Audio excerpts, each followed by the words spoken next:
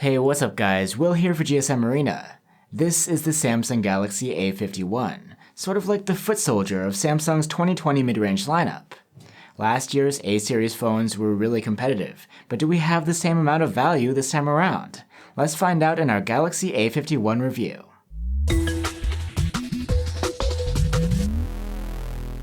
The Galaxy A51's design is no surprise if you're familiar with Samsung's phones. Just like last year's model, it looks similar to a Samsung flagship, but it's made of plastic to cut costs.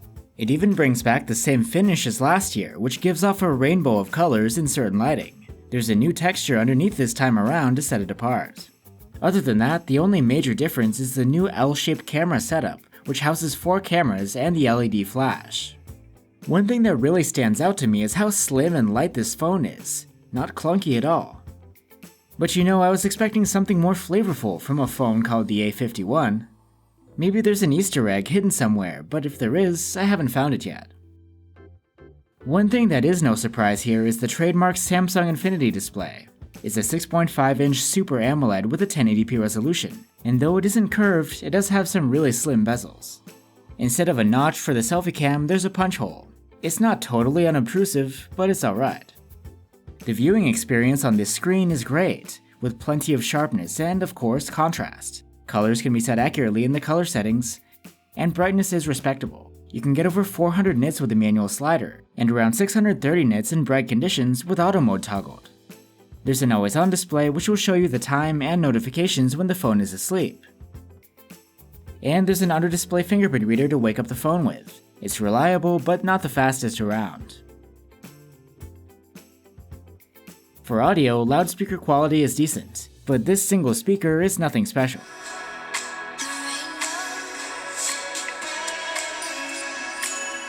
There's a 3.5mm audio jack on the A51 for headphones, and actually quality here is great. There's a lot of volume and not a lot of distortion.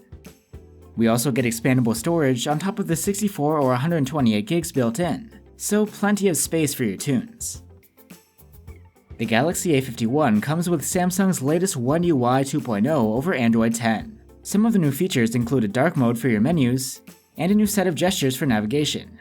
Here you swipe from the sides to go back rather than swiping from the bottom like before, though the old options are still there if you want. You also have edge panels here which can be pretty handy.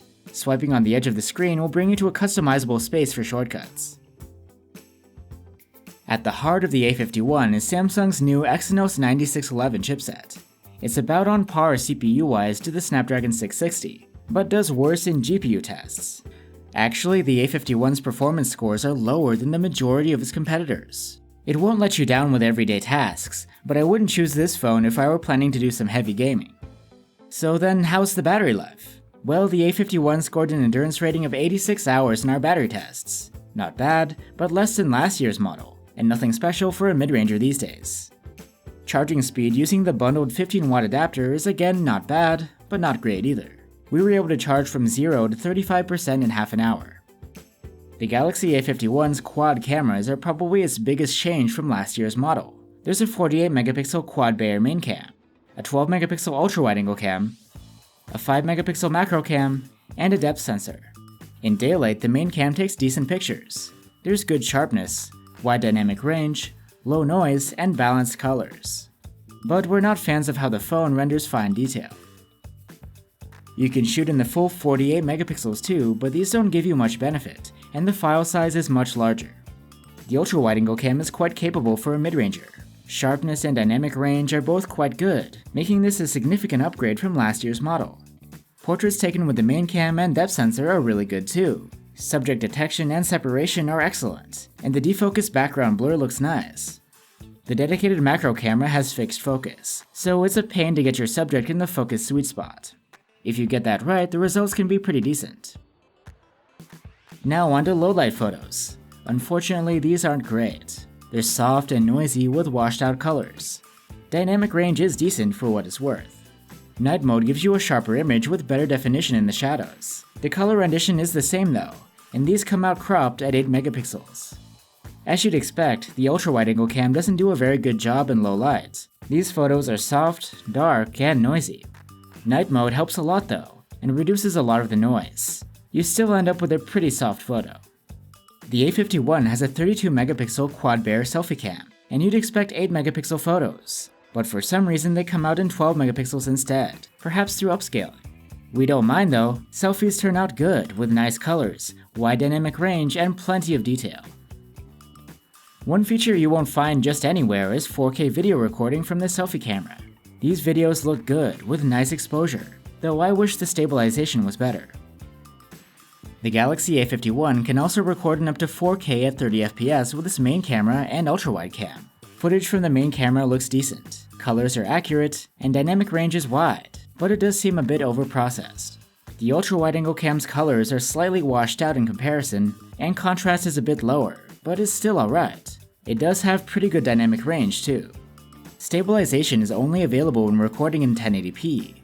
From the main cam, there's a tendency for focus hunting, but stabilized footage from the ultra-wide is super smooth.